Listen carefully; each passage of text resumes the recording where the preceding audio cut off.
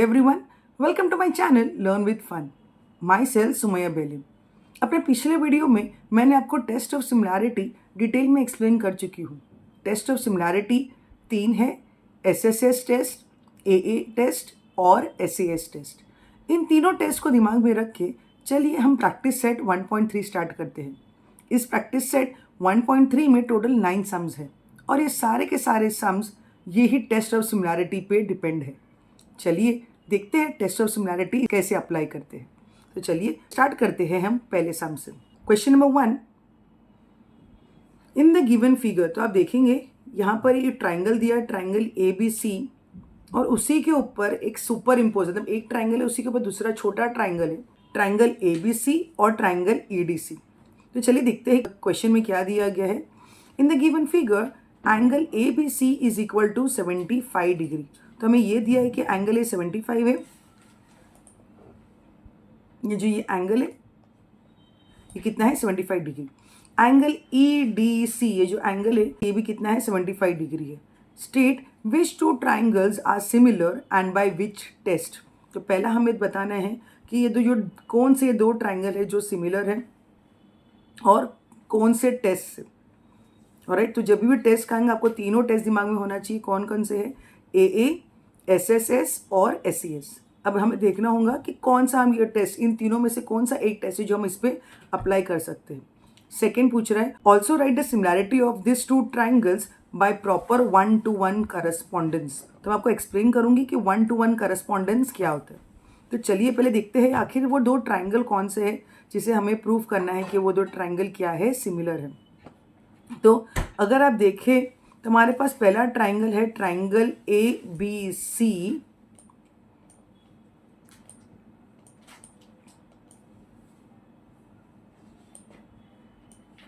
जिसमें angle B कितना है, 75 डिग्री है। और दूसरा ट्राइंगल उसी के ऊपर है, दूसरा ट्राइंगल भी है, ये ट्राइंगल EDC है दूसरा ट्राइंगल। तो दूसरा ट्राइंगल कौन सा है, EDC। तो ये पूछ रहा है कि कौन से टेस्ट से ये दोनों सिमिलर है।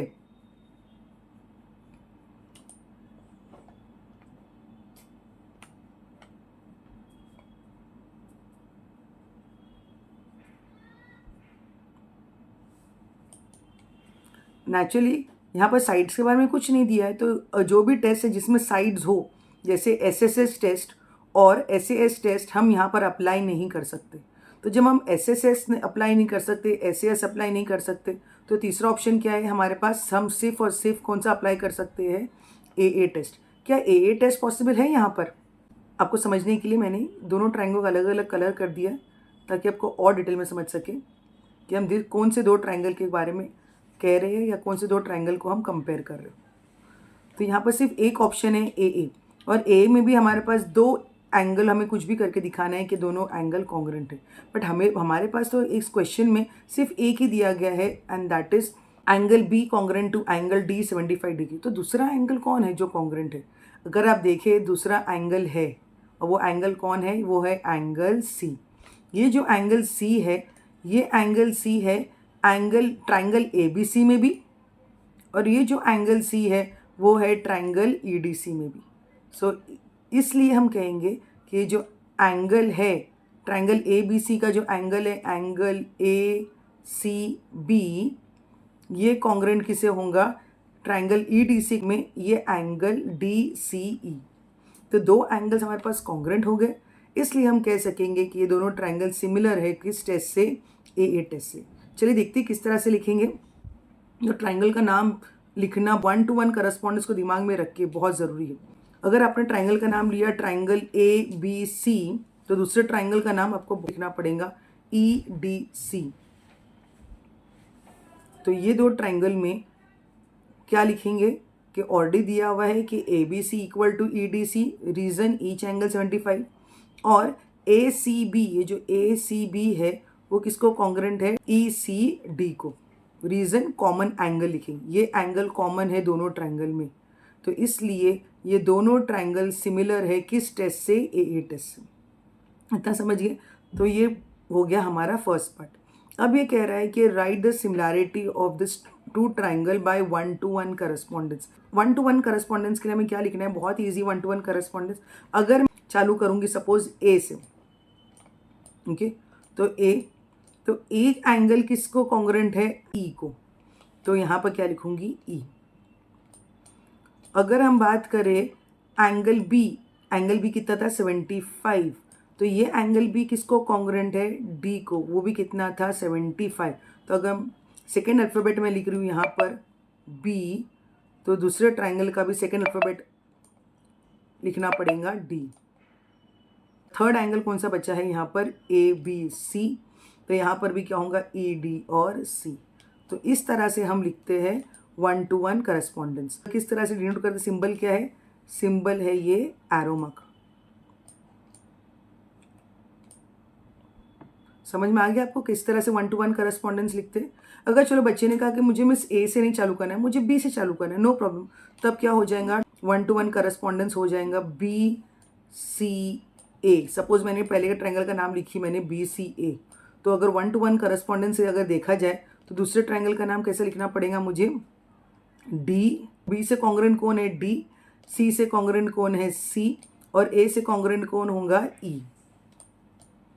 अभी तीसरा बच्चा कहेंगे नहीं मिस मुझे ना बी सी ए से नहीं लिखना है, मुझे ए सी बी से लिखना है, नो प्रॉब्लम। अगर कोई सी बच्ची ने 1-to-1 करस्पॉन्डेंस लिखा ए सी बी, सिंबल बनाएंगे 1-to-1 करस्पॉन्डेंस का।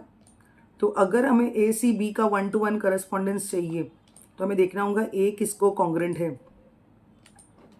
ए कॉन्ग्रेंट है ई को, तो हम पहला अल्फ़ाबेट लिखेंगे ई। दूसरे ट्राइंगल का सी कॉन्ग्रेंट है सी को, तो सी लिखेंगे। और बी कॉन्ग्रेंट है किसको, बी कॉन्ग्रेंट है डी को।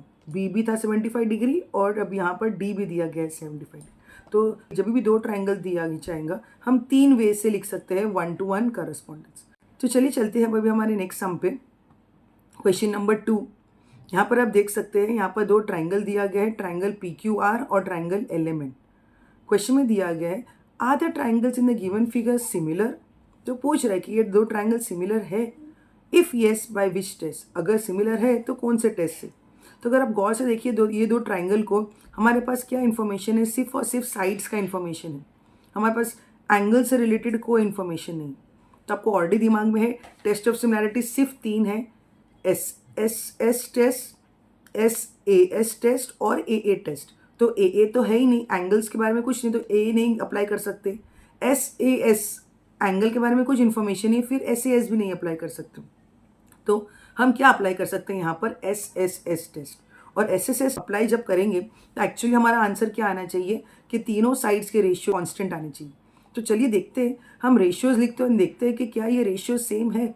अगर रेशियो सेम होगा तो ही ये 2 ट्राइंगल पे एस टेस्ट अप्लाई हो सकता है। तो चलिए सम को स्टार्ट करते हैं। Solution in the triangle P Q R और एल एम एन। चलिए अगर हमने पहले साइड लिया पी क्यू और एल एम, तो पी क्यू और एल एम वैल्यू कितना था, 6/3। तो 6/3 से रेशियो आया फाइनल रेशियो 2/1। तो चलिए देखते हैं दूसरे साइड्स का रेशियो भी क्या 2/1 है या नहीं। तो next ratio Q R upon M N 8/4, 8/4 किए तो आपका रेशियो आ गया 2/1। सिमिलरली नेक्स्ट दो साइड्स को कंपेयर करते हैं और इसका रेशियो निकालते हैं, P R upon L N 10/5, तो रेशियो कितना हो गया 2/1। तो ये तीनों पॉइंट से हमें क्या पता चला कि तीनों के तीनों रेशियोज़ क्या है, इक्वल है। सिंस तीनों के रेशियोज़ इक्वल है तो हम कह सकते हैं कि ये दोनों ट्राइंगल्स क्या है, सिमिलर है। किस टेस्ट से, एस टेस्ट से। तो जो सिंबल है स्लीपिंग एस, आप बहुत ध्यान से बनाना, क्योंकि कई बार बच्चे पूरा की पूरा सम सही करते, सिर्फ सिंबल लिखने में मिस्टेक कर देते। बच्चों को आदत है ये सिंबल की, मगर ये सिंबल किसका है, कॉन्ग्रेंट का है। तो कॉन्ग्रेंट नहीं लिखना है आपको, बहुत ध्यान से सिर्फ एक स्लीपिंग एस बनाना है। एक स्लीपिंग एस इंडिकेशन है सिमिलैरिटी का। तो दोनों ट्राइंगल क्या है, सिमिलर है एस टेस्ट से। हाँ, ये ट्राइंगल में हमारे पास फिक्स रेशियो आया 2/1। बच्चा चाहे तो वो छोटा triangle that is L M N upon P Q R, ये 2 साइड्स को भी कंपेयर कर सकेगा। एग्जाम्पल, अगर बच्चे ने लिया L M upon P Q, तो रेशियो क्या आएगा 3/6, तो उस टाइम बच्चों का रेशियो क्या आ जाएगा 1/2, नो प्रॉब्लम। तो 1/2 भी हो सकता है। सिमिलरली अगर बच्चा M N upon Q R लेगा 4/8, तो वहाँ पर भी रेशियो क्या होगा 1/2। और ln upon P R, ratio लेंगे 5/10 तो उसका वैल्यू क्या आएगा 1/2। दोनों के दोनों आंसर क्या है, करेक्ट है, या 2:1 भी राइट है और 1:2 भी रेशियो अगर आपका आया तो वो भी क्या होगा, राइट होगा। मगर यहाँ पर ध्यान रखना कि आपको लिखना है कि दोनों ट्राइंगल सिमिलर है एसएसएस टेस्ट से। Alright, question number 3, as shown in the given figure 2 poles of height 8। तो यहाँ पर ये पोल्स है, तो आप इमेजिन कीजिए कि मे बी एक रास्ता है और वहाँ पर एक पोल है, लाइट पोल हो या कुछ, एक पोल एक स्ट्रेट है, 2 poles of height 8 metre and 4 metre. तो एक स्ट्रेट पोल है, are perpendicular to the ground, वो क्या है, एक ग्राउंड से परपेंडिकुलर है।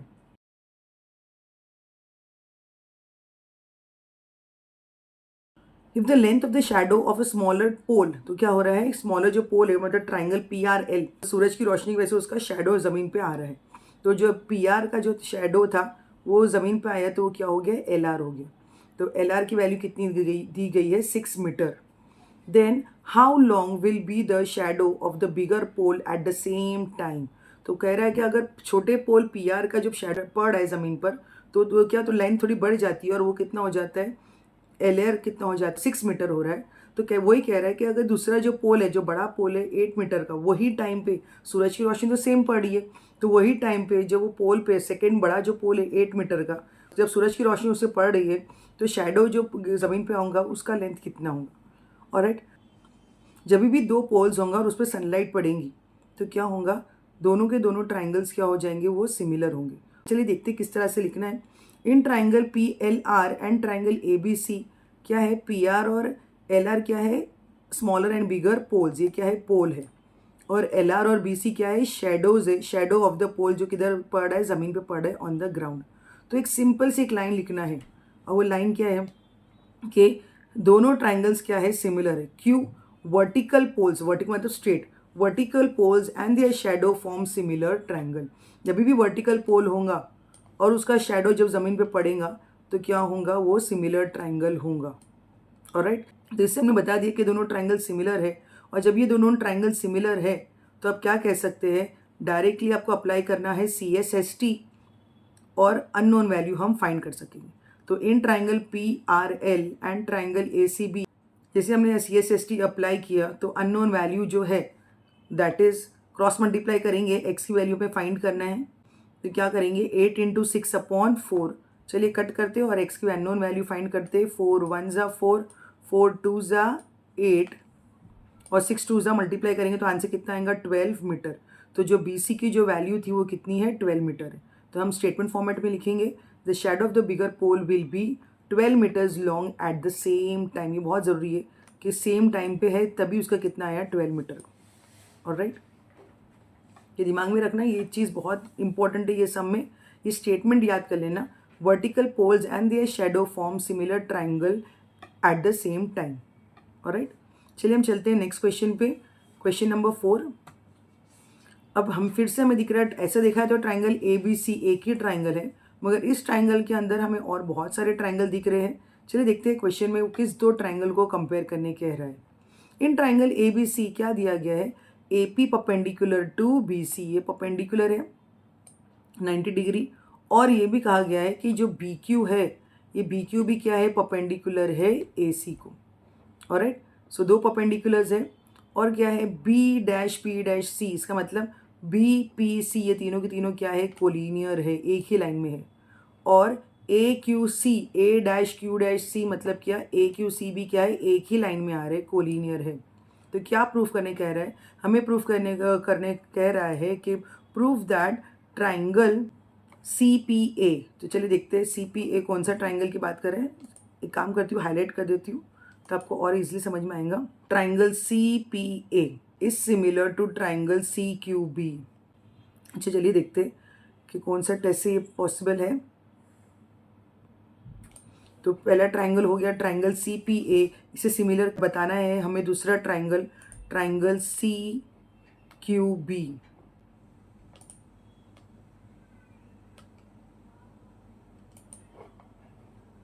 CQB,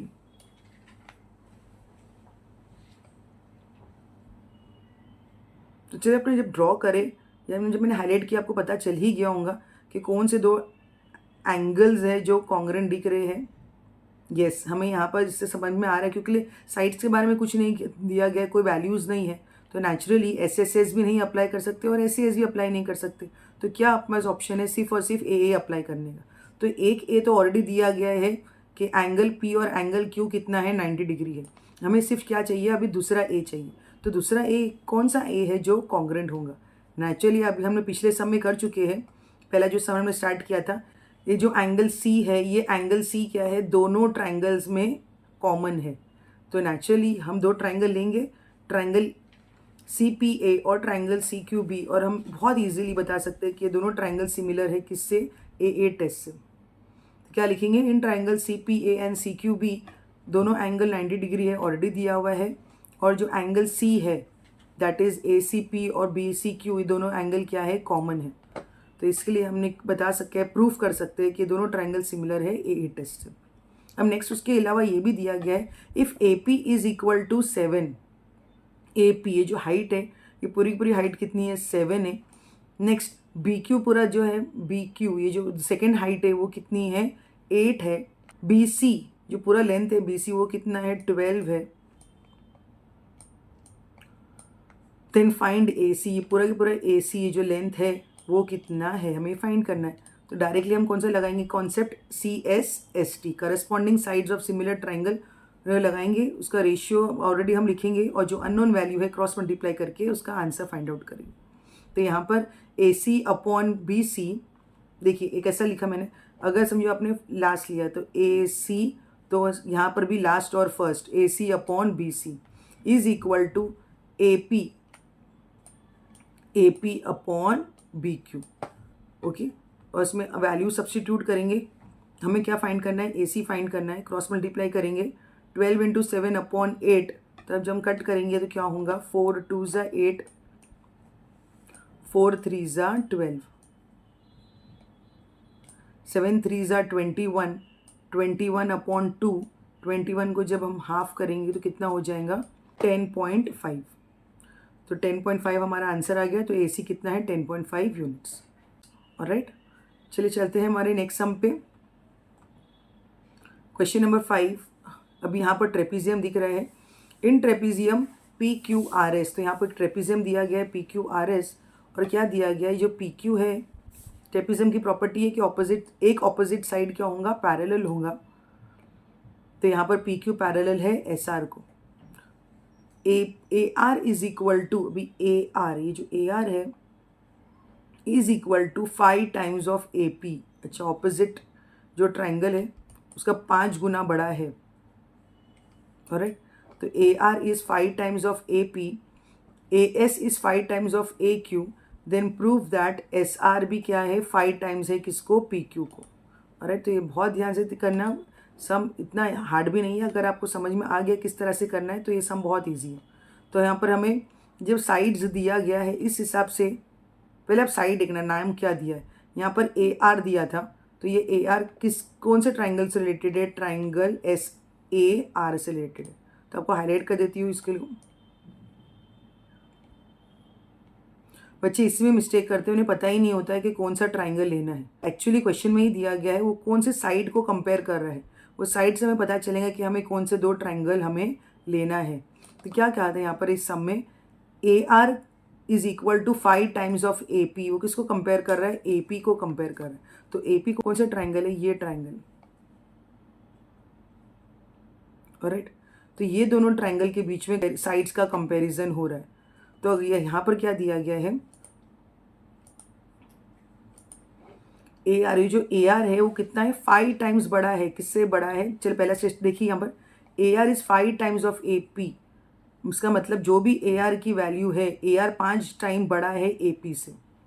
सिमिलरली देखिए ये और ये इसको कंपेयर किया लोग ने, नेक्स्ट इसको कंपेयर किया लोग ने ए एस, जो ए एस है ये 5 टाइम्स ऑफ ए क्यू से 5 गुना बड़ा है। तो यू हैव टू प्रूव कि जो थर्ड साइड है, जो ये एस आर है, जो नीचे वाला थर्ड साइड बचा ये ट्राइंगल का एस आर, वो भी क्या होगा, 5 टाइम्स बड़ा होगा किससे, पी क्यू से। तो ये कब पॉसिबल है, ये पॉसिबल तब है, मतलब वो क्या कर रहा है, साइड्स का रेशियो देखियो, साइड्स को कंपेयर करो। साइड्स को कंपेयर कब कर सकेंगे, जब अगर हम प्रूफ कर सके कि ये दोनों ऑपोजिट ट्राइंगल्स क्या है, सिमिलर है। अब ये सिमिलरिटी की जब बात आई तो हमें पास सिर्फ यहाँ पर एक चीज़ दी गई कि ये दोनों ट्राइंगल्स के जो ऑपोजिट साइड्स है पी क्यू और एस आर क्या है, पैरेलल है। तो जब पैरेलल है तो नेचुरली हम ये दो ट्राइंगल को सिमिलर बता सकते हैं डेफिनेटली ए टेस्ट से। तो चलिए देखते हैं ए टेस्ट से हम किस तरह से प्रूफ करते हैं ये दोनों ट्राइंगल सिमिलर, और उसके आगे का आपको बताती हूँ। तो यहाँ पर क्या दिया गया था, P Q is parallel to S R. तो जब पी क्यू पैरेलल है एस आर से, अगर आप गौर से देखेंगे, अगर P Q parallel S R से तो हम कोई भी एक जॉइनिंग साइड जो लेंगे, सपोज एस क्यू लिए, तो कौन सा अल्फ़ाबेट बन रहा है, ये एक जेड बन रहा है, जेड फॉर्मेशन हो रहा है। तो एस क्यू किस तरह से एक्ट कर रहा है, एक ट्रांसवर्सल की तरह एक्ट कर रहा है। तो नेचुरली हम बता सकते हैं कि इसमें जो एंगल है that is angle Q S R. ये जो एंगल है जेड जो बन रहा है क्यू एस आर, ये एंगल किसको इक्वल होगा, एंगल पी क्यू एस को। ये दोनों एंगल क्या हो गए, इक्वल हो गए। अगर आप चाहे तो आप दूसरे साइड से भी ले सकते हैं कि पी आर भी क्या है, एक ट्रांसवर्सल है, तो इस हिसाब से ये एंगल भी क्या हो जाएगा, एंगल पी और एंगल यहाँ पर जो आर है वो भी क्या हो जाएगा, इक्वल हो जाएगा। दिख रहा है आपको, ये जेड यहाँ से भी जेड बन रहा है। तो इस तरह से आप ए टेस्ट अप्लाई कर सकते हैं। कुछ बच्चे क्या करते हैं कि मैं ये तो ऑपोजिट एंगल्स है, वर्टिकली ऑपोजिट एंगल दिख रहा है, तो वर्टिकली ऑपोजिट एंगल भी कॉन्ग्रुएंट होता है। तो ये भी एक तरीका है, आप वर्टिकल ऑपोजिट एंगल भी कॉन्सेप्ट अप्लाई कर सकते हैं, और इस तरह से आप बता सकते हैं कि दोनों ट्राइंगल्स क्या है, सिमिलर है। तो ये चलो लिखते हैं, ट्राइंगल ए एस आर और ट्राइंगल ए क्यू पी, कोई भी दो चाहिए क्योंकि हमें सिर्फ ए टेस्ट करना है। तो क्या लिखेंगे, triangle A S R congruent to triangle A Q P from 1, alright. Next S A R और ये जो क्यू ए पी, ये दोनों वर्टिकली ऑपोजिट एंगल। मैंने कहा या तो आप दो बार ऑल्टरनेट एंगल से भी बता सकते हैं ए टेस्ट को, या एक बार ऑल्टरनेट लगा दीजिए और एक बार वर्टिकली ऑपोजिट एंगल लगाइए, और इस तरह से बताइए कि दोनों ट्राइंगल्स क्या है, सिमिलर है ए टेस्ट से। तो जब ए टेस्ट हो गया तो नेचुरली नेक्स्ट स्टेप क्या होगा, नेक्स्ट स्टेप होगा C S S T. C S S T apply करते हैं, A S upon A Q, पहला दो अल्फ़ाबेट ए एस लिए, अगर हम ए एस लेंगे तो यहाँ पर क्या लेना पड़ेगा, ए क्यू। अगर हमने सेकेंड और थर्ड अल्फ़ाबेट लिए एस आर तो क्या लिखेंगे, क्यू पी या पी क्यू, और reason C S S T. मगर हमारे पास क्या दिया गया था, क्वेश्चन में दिया गया है कि ए आर कितने बार बड़ा है, 5 टाइम्स ए पी, और ए एस कितना टाइम बड़ा है, 5 टाइम्स ए क्यू। तो अगर मैं ये रेशियो देखूँ, क्या मैं इसको सिंप्लीफाई कर सकती हूँ, क्योंकि यहाँ पर भी अगर आप देखें ए एस और अपॉन ए क्यू मुझे दिख रहा है, और इस स्टेटमेंट जो ऑलरेडी दिया हुआ है वहाँ पर भी ए एस और ए क्यू दिया गया है। तो ए एस के आगे कुछ नहीं है, मतलब क्या है, 1 है, ऑलराइट। तो जब हम क्रॉस मल्टीप्लाई करेंगे, चलिए अल्फ़ाबेट्स को एक तरफ लिखते हैं, नंबर्स को एक तरफ लिखेंगे, तो ए एस अपॉन ए क्यू मैं जब करूँगी तो रेशियो कितना हो जाएगा, 5/1। तो जब ए एस अपॉन ए क्यू, यहाँ पर अगर आप ध्यान से दीजिए सेकेंड पॉइंट पे, ए एस अपॉन ए क्यू 5/1 है, तो हम S R upon P Q जो है रेशियो, वो भी कितना हो जाएगा, 5/1, क्योंकि रेशियोज तो इक्वल है। अगर ये 5/1 है तो एस आर और पी क्यू भी कितना है, 5/1। तो चलिए लिखते हैं कि एस आर और पी क्यू भी कितना हो गया, 5/1। रीज़न फ्रॉम 2 and 3, ये सेकेंड पॉइंट से और थर्ड पॉइंट से। तो चलिए अब इसको क्रॉस मल्टीप्लाई करेंगे, एस आर मल्टीप्लाई बाई 1 कितना हो गया, एस आर, और 5 मल्टीप्लाई बाई पी क्यू क्या हो गया, 5 पी क्यू।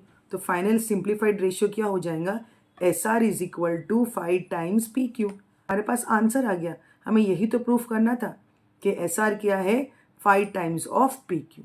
सो इस तरह से हम ये सम सॉल्व करेंगे। स्टेप्स ध्यान में रखिए, पहले बताइए कि दोनों ट्राइंगल सिमिलर है किससे, ए टेस्ट से।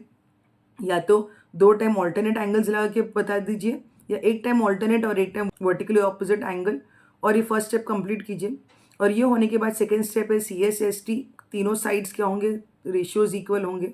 मगर फिर नेक्स्ट स्टेप क्या करेंगे, कोई भी एक ratio A R is 5 times A P लीजिए, या A S is 5 time A Q लीजिए, क्रॉस मल्टीप्लाई कीजिए, आपको रेशियो आएगा 5/1। वही आप दूसरे इसमें अप्लाई करेंगे तो हम ईजिली प्रूफ कर सकेंगे कि एस आर भी क्या है, 5 टाइम्स ऑफ पी क्यू। तो इस तरह से हमें ये सम सॉल्व करना है। अब नेक्स्ट सम जो है वो एग्जैक्टली सिमिलर है, चलिए देखते हैं। ये जो हमने स्टेप्स किया वो ध्यान में रखिए, 3 स्टेप था, A test, C S S T और क्रॉस मल्टीप्लाई। यही स्टेप अब हम नेक्स्ट सम में करेंगे। क्वेश्चन नंबर 6,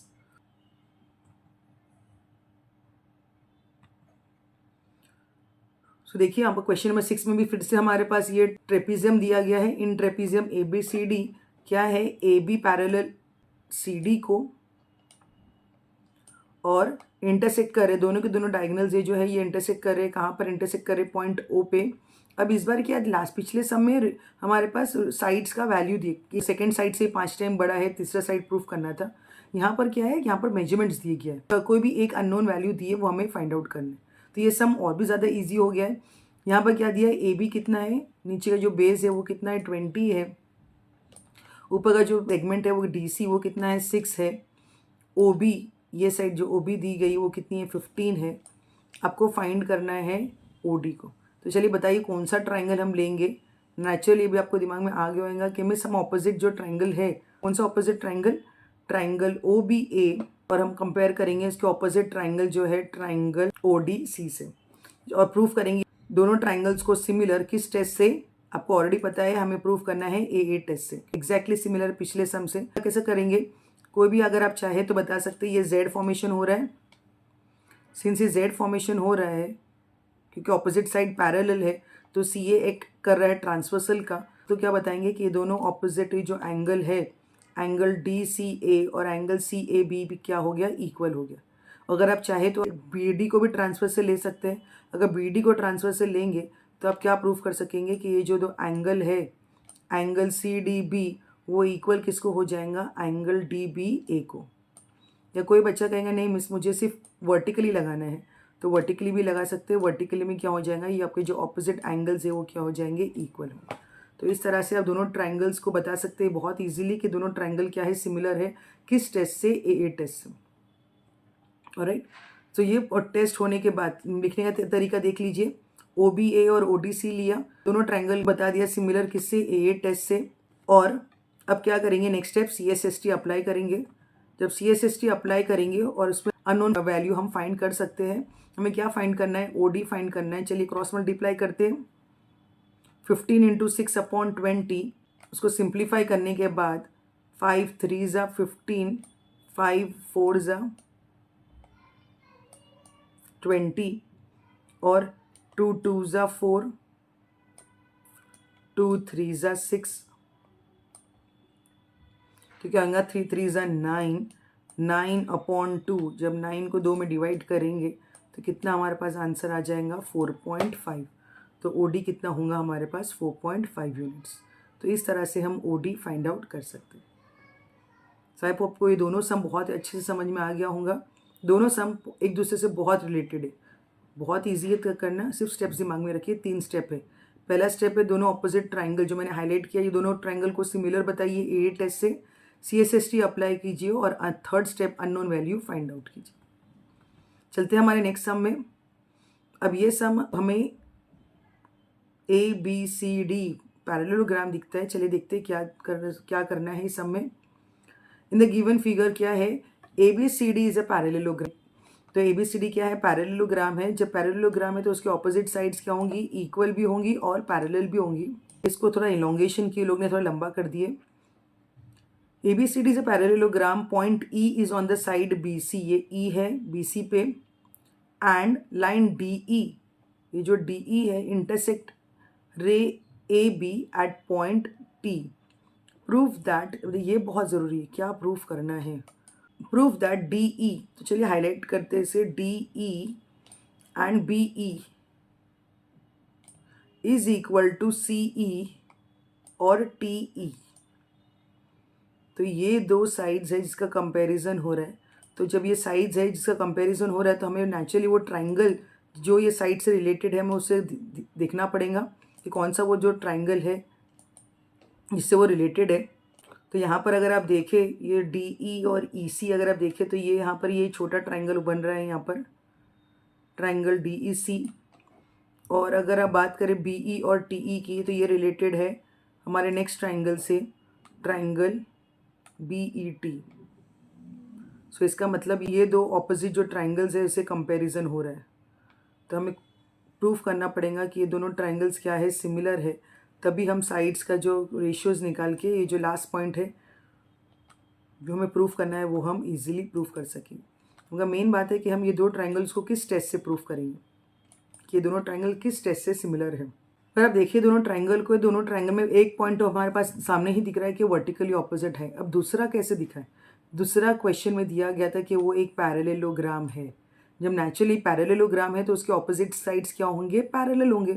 तो जब हमने ये कहा कि ए बी पैरेलल है डी सी को, तो ये जो टी है वो भी तो कोलिनियर पॉइंट है ए बी का। तो हम ये भी कह सकते हैं कि पूरा के पूरा ए टी पैरेलल है डी सी को। तो ये दोनों जब ऑपोजिट साइड्स पैरेलल है तो ये जो टी डी है या एक्ट कर रहा है वो एक ट्रांसवर्सल की तरह एक्ट कर रहा है। तो आप देखेंगे तो एक जेड फॉर्मेशन हो रहा है। तो जब जेड फॉर्मेशन हो रहा है तो हम ऑल्टरनेट एंगल्स लगा के हम बता सकते हैं कि ये दोनों एंगल क्या है? इक्वल है। तो यहाँ पर हम वही करेंगे, हम बताएंगे कि ये जो दो एंगल है, एंगल बी टी सी, वो इक्वल किसको है? एंगल ई डी सी को। तो इस तरह से हम ए टेस्ट अप्लाई कर सकते हैं और बता सकते हैं कि दोनों ट्राइंगल सिमिलर है। किससे? ए टेस्ट से। चलिए लिखने का तरीका देखते हैं। क्वाड्रेटल ABCD पैरेललोग्राम है, ऑपोजिट साइड्स पैरेलल है और यहाँ पर DT ट्रांसवर्सल की तरह एक्ट कर रहा है। तो ये पहला पॉइंट हमें मिल गया कि CDE और BTE क्या होंगे? इक्वल होंगे। Reason alternate angle. अब दो ट्राइंगल लेते हैं और दोनों ट्राइंगल को सिमिलर बताते हैं ए टेस्ट से। पहला रीज़न होगा ऑल्टरनेट एंगल और सेकेंड रीज़न होगा वर्टिकली ऑपोजिट एंगल। तो जब ये दो ट्राइंगल सिमिलर है ए टेस्ट से, नेचुरली अभी नेक्स्ट स्टेप क्या होगा? CSST अप्लाई करने का। चलिए साइड्स का रेशियोज लिखते हैं। तो रेशियो क्या हो जाएगा? CDE को अगर हम लेंगे तो DE upon TE is equal to CE upon BE। अब जब हम क्रॉस मल्टीप्लाई करेंगे DE और BE को और CE और TE को, तो हमारे पास हमारा आंसर आ जाएगा जो हमें प्रूफ करना था। That is DE into BE। हमने क्या किया? क्रॉस मल्टीप्लाई किया। DE into BE is equal to CE into TE। Hence proved. I hope आपको समझ में आ गया होगा। हमने सिर्फ जो ऑपोजिट ट्राइंगल्स लिया हमने ए टेस्ट से प्रूफ किया सिमिलर है और CSST अप्लाई करके क्रॉस मल्टीप्लाई करके हमने प्रूफ कर दिया ये सम। चलिए चलते हैं हमारे नेक्स्ट सम पे। Question number 8। ये बहुत ही इजी सम है और कई बार ये बोर्ड में 2 मार्क के लिए पूछा जा चुका है। तो ये सम में क्या दिया गया है? बहुत इजी 2-3 स्टेप का ही सम है। इन द गिवन फिगर क्या दिया है कि जो AC और BD ये दोनों इंटरसेक्ट कर रहे हैं कौन से पॉइंट पे? पॉइंट P पे। और राइट, दो रेशियो ऑलरेडी दी गया है CAP और CP। AP upon CP is equal to BP upon PD। ये रेशियोज ऑलरेडी दे दिया है कि दोनों के दोनों का रेशियो क्या है? इक्वल है। तो 2S हमारे पास ऑलरेडी है। हमें किसी भी तरह से ये प्रूफ करना है कि ये दोनों ट्राइंगल क्या है? सिमिलर है। ऑलराइट, तो जब 2S दिया जा चुका है तो हम नेचुरली अभी ऑप्शन क्या है? अभी AA टेस्ट तो नहीं लगा सकते, अभी 2 ही ऑप्शन है। फर्स्ट इज SSS टेस्ट और second is SAS test. SSS test कब लगा सकते थे हम? अगर AB और DC भी दिया गया होता कि ये दोनों रेशियो भी क्या है? इक्वल है। मगर यहाँ पर दिया ही नहीं गया है कि दोनों रेशियो इक्वल है, तो वो SSS तो लगा ही नहीं सकते। तो लास्ट हमारे पास सिर्फ एक ऑप्शन बचता है SAS टेस्ट। क्या SAS लग सकता है? ए की ज़रूरत है, दोनों एडजेसेंट साइड के बीच का एंगल। तो कौन सा एंगल है ये? एंगल APB और एंगल DPC। क्या ये दोनों एंगल ऑपोजिट एंगल इक्वल है? हाँ, इक्वल है। कौन से टेस्ट से? Vertically opposite angle. सिंस ये दोनों वर्टिकली ऑपोजिट एंगल है, इस स्टेप से हम बता सकते हैं कि दोनों एंगल क्या हो गए? इक्वल हो गए। तो इस तरह से हम बहुत इजीली बता सकते हैं कि दोनों ट्राइंगल सिमिलर है। कौन से टेस्ट से? SA और SAS टेस्ट से ये दोनों ट्राइंगल्स क्या है? सिमिलर है। तो चलिए लिखने का स्टेप देखते हैं किस तरह से लिखना है। पहला स्टेप, इन ट्राइंगल ABP और CDP ऑलरेडी दिया गया है कि दोनों रेशियोज इक्वल है। सेकेंड स्टेप, हमने दिखा दिया वर्टिकली ऑपोजिट एंगल, इसके लिए दोनों ऑपोजिट एंगल्स भी इक्वल हो गए। तो इस तरह से हम कह सकते हैं कि दोनों ट्राइंगल सिमिलर है। किस टेस्ट से? SAS टेस्ट से। आई होप आपको ये सम समझ में आ गया होगा। चलिए चलते हैं हमारे लास्ट सम पे, क्वेश्चन नंबर 9 पे। यहाँ पर हमें एक ट्राइंगल दिख रहा है, ट्राइंगल ABC, और इसके अंदर हमें कई और ट्राइंगल्स भी है। देखते हैं क्या पूछा है। In the given figure in triangle ABC point D is on the side BC such that BAC, ये जो ये एंगल है BAC, तो BAC कौन से ट्राइंगल का पार्ट है? ट्राइंगल BAC पूरे ट्राइंगल का पार्ट है। Is equal to triangle ADC, ये ADC कौन से ट्राइंगल का पार्ट है? ट्रायंगल ADC का पार्ट है। तो प्रूव दैट CA² मतलब क्या कह रहा है ये? CA² मतलब क्या? CA multiply by CA। आप कंफ्यूज मत होना, CA² का मतलब क्या है? CA लिखा गया है 2 बार। So CA² is equal to CB multiply by CD।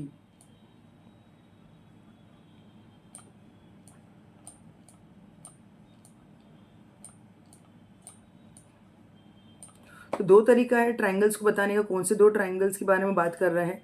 पहला तो हमें एंगल से ही पता चल रहा है। कैसे एंगल से पता चल रहा है? ध्यान से देखिए, ट्रायंगल का नाम ही क्या दिया गया था? BAC। तो ये हमने पूरा ट्रायंगल ले लिया BAC, क्योंकि एंगल BAC कौन से ट्रायंगल का पार्ट है? पूरे ट्रायंगल का पार्ट है BAC का। तो इस तरह से हमने पूरा ट्रायंगल ले लिया BAC। और सेकेंड जो एंगल दिया गया था वो था एंगल ADC। तो आपको प्रूफ करना है कि दोनों ट्रायंगल क्या है? सिमिलर है। किस टेस्ट से? ऑलरेडी एक A दिया गया है और साइड के बारे में कुछ नहीं दिया गया है। इसका मतलब क्लियर है कि हमें AA टेस्ट ही अप्लाई करना होगा ये दोनों ट्रायंगल को सिमिलर बताने के लिए। एक A तो हमारे पास ऑलरेडी एक गिवन है। अब चलिए चलते हैं फाइंड आउट करने के लिए नेक्स्ट A। तो दोनों ट्रायंगल अगर आप देखें उसमें एक एंगल है वो कॉमन है, और वो कॉमन एंगल है एंगल C। ये एंगल C ट्रायंगल ABC में भी है और ये एंगल C एंगल ADC में भी है। तो इस तरह से अब बहुत इजीली प्रूफ कर सकते हैं कि दोनों ट्रायंगल सिमिलर है AA टेस्ट से, और बाद में CSST अप्लाई करके हम जो प्रूफ करना है वो प्रूफ कर पाएंगे। जो राइटिंग पार्ट देखते हैं किस तरह से लिखना है। In the given triangle ABC and triangle DAC, या आप कह सकते हैं in triangle BAC and triangle ADC already दिया है कि BAC और ADC क्या है? कॉन्ग्रेंट है। डायग्राम से हमें समझ में आया कि BCA और ACD क्या है? कॉमन एंगल है। इसलिए हम कह सकते हैं कि दोनों के दोनों ट्रायंगल क्या है? सिमिलर है AA टेस्ट से। अब अप्लाई करते हैं CSST। तो यहाँ पर हम लिखेंगे CA upon CD is equal to CB upon CA। अब चलिए क्रॉस मल्टीप्लाई करते हैं इसको, तो क्या हो जाएगा? CA into CA is equal to CB into CD। मगर आप ध्यान से देखिए, CA को देखिए, CA 2 बार रिपीट किया गया, तो हम इसको सिंप्लीफाइड फॉर्म में CA² भी लिख सकते हैं। तो CA इंटू CA क्या होगा? CA² is equal to CB into CD। और यही तो हमें प्रूफ करना था कि CA² is equal to CB into CD। So इस तरह से हम ये सम बहुत इजीली सॉल्व कर सकते हैं। ध्यान रखना AA टेस्ट से ये सम सॉल्व होगा। हमने ये प्रैक्टिस सेट 1.3 के सारे 9 सम्स कर चुके हैं। मिलते हैं नेक्स्ट वीडियो में सिमिलैरिटी के नए कॉन्सेप्ट के साथ। Thank you.